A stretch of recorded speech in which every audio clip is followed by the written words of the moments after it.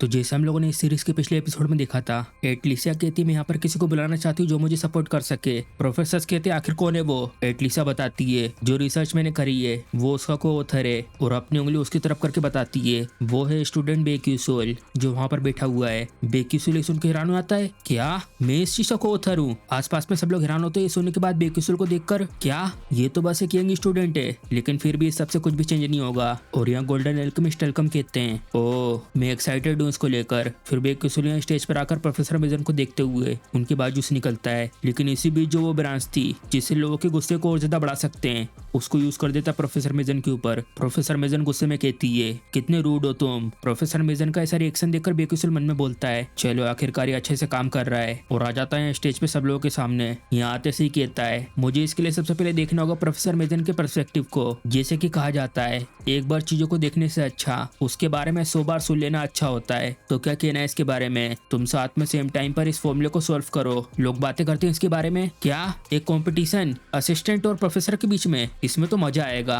एटलिसा परेशान होकर बेक्यूसोल से बोलती है बेक्यूसोल लेकिन मैं। बेक्यूसोल कहता है असिस्टेंट प्रोफेसर क्या तुम मुझ पर भरोसा नहीं करती। एटलिसा कहती है नहीं नहीं मैं करती हूँ। बेक्यूसोल बोलता है मैं तुम्हें बहुत समय से साइड रहकर देखते आ रहा हूँ, मुझे पूरा भरोसा है कि तुम ये कर सकती हो, इसलिए चिंता बिल्कुल मत करो इसके बारे में, भरोसा करो मेरे ऊपर जो तुम्हारे ऊपर भरोसा करता है। ये बात सुनकर एटलिसा मन में बोलती है क्या मैं ये कर सकती हूँ। और फिर वो अपनी हिम्मत बांधती है, हाँ बेक्यूसोल सच कह रहा है। और फिर अपने चश्मे को निकालकर अपने बाल पीछे से अच्छे से बांधती है। चलो भरोसा करते हैं जो भी चीजें मैंने अब तक करी उन सब के ऊपर। और फिर पूरी तरीके से तैयार होकर यहाँ प्रोफेसर मेजन के सामने आकर उनसे कहती है चलिए शुरू करते हैं प्रोफेसर मेजन। और हमें बताते हैं रैंडम सीक्वेंस कन्वर्जन टेक्निक 3000 साल पहले एक एल्केमिस्ट ने कहा था मुझे एक बहुत ज्यादा बढ़िया टेक्निक मिली है जो एक्सप्लेन कर सकती है इसके फॉर्मूला को। उसके बाद एक एक्सीडेंट में उनकी अचानक से मौत हो गई उनके ही वॉशरूम में। इसी की वजह से जो फॉर्मूला है वो आज के दिन तक इतना बड़ा टॉपिक है। इसको सॉल्व करने के लिए अनगिनत एल्केमिस्टों ने इसके फॉर्मूले को चैलेंज करा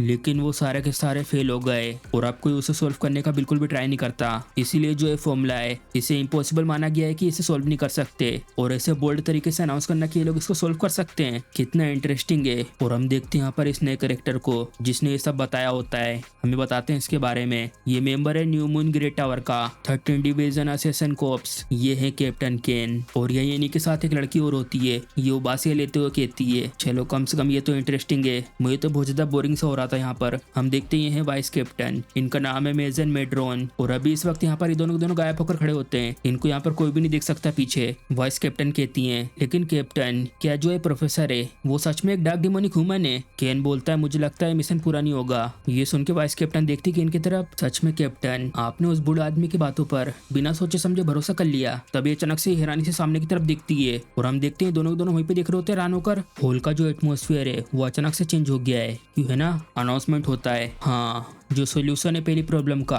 वो पूरी तरीके से सोल्व हो चुका है। टेलकम बताते हैं इन दोनों आंसरों को देखने के बाद ये दोनों दिखने में सेम तो लग रहे हैं लेकिन इन दोनों को सोल्व अलग अलग तरीके से करा गया है। केन मन में बोलता है लेकिन अगर कंपेयर करें प्रोफेसर मेजर ने जो सोल्व करा है, जो असिस्टेंट है उनने और ज्यादा क्लियर और सिंपल तरीके से सोल्व करा है। और वैसे भी उन दोनों का जो आंसर है वो आखिरी में थोड़ा सा अलग है। और फिर अनाउंस होता है जो अगला सोल्यूशन है उसी प्रॉब्लम को अभी सोल्व करा जा रहा है। आसपास बैठे हुए टीचर बोलते हैं सच में ये तो बहुत ज्यादा सरप्राइजिंग है, मैंने बहुत बार देखा लोगों को इसकी सेकंड प्रॉब्लम को सोल्व करते हुए लेकिन इस तरीके से पहली बार देख रही हूँ। सेकंड प्रॉब्लम को अगर सोल्व करना है तो उसमें पूरी की पूरी 200 लाइन लगती है लेकिन इसने तो सिर्फ 12 लाइनों में सोल्व कर दिया है। दूर से बेक्यूसोल ये सब देखकर मैंने बोलता है हाँ बाकी सब लोगों का रिएक्शन तो काफी अच्छा है लेकिन ये तो बस शुरुआत है, जो असली खेल है वो अब शुरू होने वाला है। और ये लगातार सोल्व करते रहते प्रॉब्लम को और इसी बीच अनाउंस हो रहा होता है अभी इस वक्त ये लोग तीसरी प्रॉब्लम को सोल्व कर रहे हैं। क्या तीसरी प्रॉब्लम सोल्व हो पाएगी जिसको अभी तक किसी ने भी सोल्व नहीं करा है। टेलकम बोलते हैं ओ माई गॉड क्या इन लोगों ने ऑलरेडी सोल्व कर दिया है। हालांकि इंप्रेसिव है कि प्रोफेसर मेजर ने इसकी तीसरी दिक्कत को सोल्व कर दिया है जिसको सोल्व करना इम्पॉसिबल माना जाता था,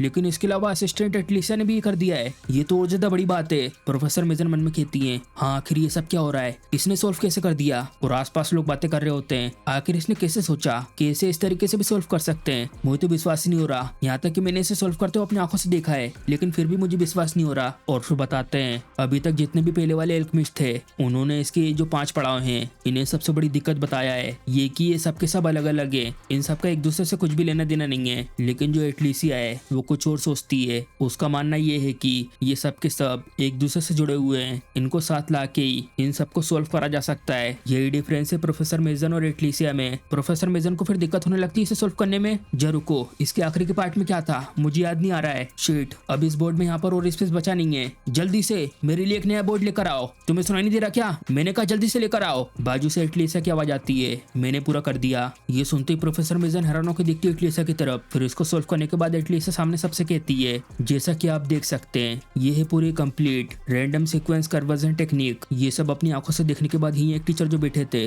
वो चिल्लाते हुए कहते हैं, होली शिट, ये तो क्रेजी है। ऐसा सोचने के मैंने हिस्ट्री को बनते हुए अपनी आंखों के सामने देखा है। ये तो बहुत ज्यादा अमेजिंग है। ये पूरी सेंचुरी का एक बहुत ज्यादा खास मोमेंट है।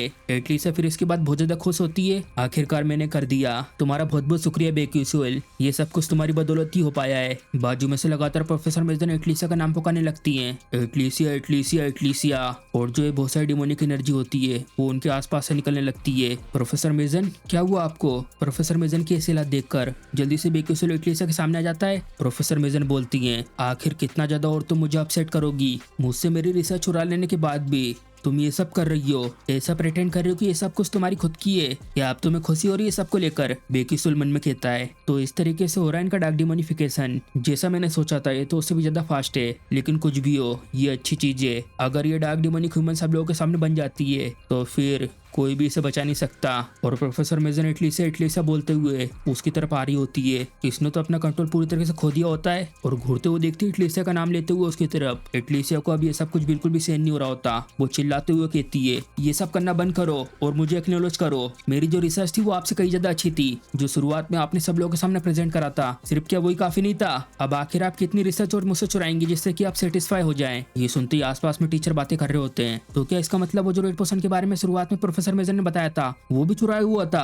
एटलीसिया अपनी पूरी हिम्मत बांध के कहती है, प्रोफेसर आप मुझसे ज्यादा बेवकूफ हैं। बेन भी हैरान होकर देखता है एटलीसिया की तरफ और यहाँ पीछे ही वाइस कैप्टन भी हैरान होती है। उसने नहीं सोचा था कि वो ऐसा कुछ बोलेगी। और यहाँ प्रोफेसर मेजन तो बिल्कुल चुपचाप रह जाती हैं, वो कुछ नहीं बोल पाती। और जो गोल्डन एल्केमिस्ट एल्कम होते हैं वो तो बहुत ज्यादा हंसने लगते हैं सुन के। मजा आ गया इसमें। ये कॉन्फ्रेंस तो बहुत ज्यादा मजेदार थी। प्रोफेसर मेजन बोलती है, मैंने ये सब क्या कर दिया? ये बहुत ज्यादा डेंजरस है। गुस्से में एटलीसिया की तरफ देखती है। एटलीसिया तुम्हारी हिम्मत कैसे हुई? बेक्यूसुअल फिर से एटलीसिया के सामने जाता है। प्रोफेसर मेजन रुक जाओ और थोड़ा अच्छे से देखो अपने आसपास यहाँ पर क्या चल रहा है। थोड़ा अपने आसपास के रूम को पढ़ने की कोशिश करो। सबके सब बिल्कुल सीरियस होकर उसी की तरफ देख रहे होते हैं। सबको ऐसे देखकर प्रोफेसर मेजन कहती है, नहीं मेरी बात मानो, ये कमीनी है जिसने मेरे रिसर्च को चुराया है। टेलकम बोलते इसे यहाँ से घसीट कर बाहर ले जाओ। और फिर दो लोग इसे पकड़ के ले जा रहे होते हैं। प्रोफेसर मेजन चिल्लाते हुए बोलती है, नहीं ऐसा मत करो, इस समय मेरी गलती नहीं है, मुझे जाने दो, मैं कह रही हूँ मुझे जाने दो। और फिर उनके जाने के बाद एटलीसिया भी अपने घुटनों के बल आ जाती है। बेक्यूसुअल उसे अपने हाथ देता उठाने के लिए।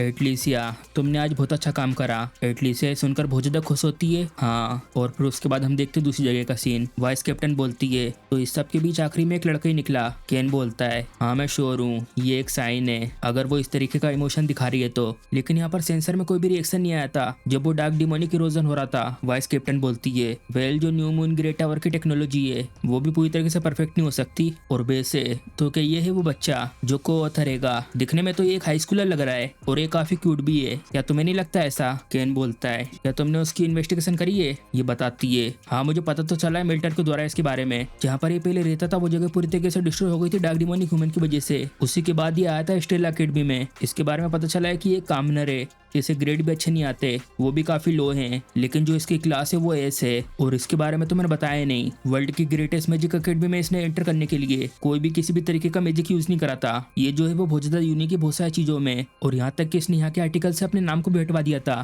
केन कहता, अच्छा तो ऐसी बात है, मैं याद रखूंगा। तभी ये चौंक जाता अचानक से सामने बेक्यूसुअल की तरफ देखकर। वो सीधे इसी की तरफ देख रहा होता है जबकि ये लोग छुपे हुए हैं। बेक्यूसुअल थोड़ी देर उनकी तरफ देखता है, फिर वापस सामने की तरफ देखकर बातें करने लगता है। केन ये देखने के बाद बाजू में अपने वाइस कैप्टन से पूछता है, क्या तुमने देखा? क्या हम लोगों ने अभी अभी देखा एक दूसरे की तरफ? वाइस कैप्टन कहती है, नहीं ऐसा बिल्कुल नहीं हो सकता। तुम्हारा रेजिस्टेंस मैजिक और मेरा शैडो शील्ड फॉर्मेशन इसको कोई इतनी आसानी से पार नहीं कर सकता। तुमको जरूर कोई ना कोई गलतफहमी हुई होगी। केन थोड़ा देर तक बेक्यूसुअल को देखने के बाद बोलता है, चलो चलते हैं, हमारा काम यहाँ पर खत्म हो चुका है। वाइस कैप्टन कहती है, मैं भी बहुत ज्यादा बोर हो गई थी इस जगह से, चलो चलते हैं। और उसके बाद हमारा सीन यहाँ बाहर शिफ्ट होता है। इस गैरेज के अंदर प्रोफेसर मेजन अपने नाखून को चबा रही होती है। शेट अगर बेकसूल वहाँ पे नहीं होता तो मुझे इस तरीके का ह्यूमिलिएशन फेस नहीं करना पड़ता। जबकि चीजें यहाँ तक पहुँच चुकी है तो मुझे वो करना ही पड़ेगा। तभी इसके सामने एक आदमी बैठा हुआ जो किताब पढ़ रहा होता है, वो इससे कहता है शांत हो जाओ मेजन। मेजन देखती इसको, क्या लेडिन तुम? लेडिन उससे कहता है तुमने आज बहुत ज्यादा बड़ी दिक्कत खड़ी कर दी है और ये कोई ऐसी छोटी मोटी बात नहीं है, ये ऑलमोस्ट बहुत ज्यादा डेंजरस होने वाला था। तुम लकी निकली कि तुम्हारे ऊपर सप्रेशन को कास्ट करा गया था। अगर तुम्हारी इमोशन और ज्यादा कंट्रोल से बाहर जाते तो तुम पूरी तरीके से रेज में आ जाती और जो हमारा प्लान था वो पूरी तरीके से बिगड़ जाता। मेजन कहती मैं माफी चाहती हूँ इसके लिए। क्या तुम्हें ऐसा लगता है कि बस तुम सिर्फ माफी मांग के रूक के सामने से बच सकती हो? जो ऑर्डर लीडर है वो बहुत ज्यादा डिसअपॉइंटेड है तुमसे। तुम स्टेला में प्रोफेसर बनने का राइट अपना खो चुकी हो। मेजन बोलती है नहीं, मेरे बहुत सारे कनेक्शन है डिस्कशन मीटिंग टीम में, ये जो इंसिडेंट हुआ इसको डेफिनेटली कवर कर सकते हैं। मुझे अभी से ऐसे निकाला नहीं जा सकता। लेडिन कहता चुपचाप रहो और अच्छे से बैठो। ऐसे हालात में तुम्हारी मदद सिर्फ एक ही चीज कर सकती है और वो है जब भी तुम बाहर जाओ अपनी मुंडी को नीचे करके रखो, समझ गई तुम? जब तक तुम्हें लीडर की तरफ से ऑर्डर नहीं मिलता बिल्कुल भी मूव मत करना और शांत बने रहना। और ये बोलने के साथ साथ यहाँ से चले जाता है। मेजन कहती है ये सब कुछ जो हुआ वो तुम्हारी वजह से हुआ है बेक्यूसियल, बस तुम थोड़ा सा इंतजार करो, तुम मुझसे बचोगे नहीं बेक्यूसियल। तो इसी के साथ जो हमारा लाइव एपिसोड था वो खत्म हो जाता है। अगर आपको वीडियो पसंद आई तो वीडियो को लाइक, चैनल को सब्सक्राइब करना मत भूलिएगा। चल मिलते हैं एपिसोड में।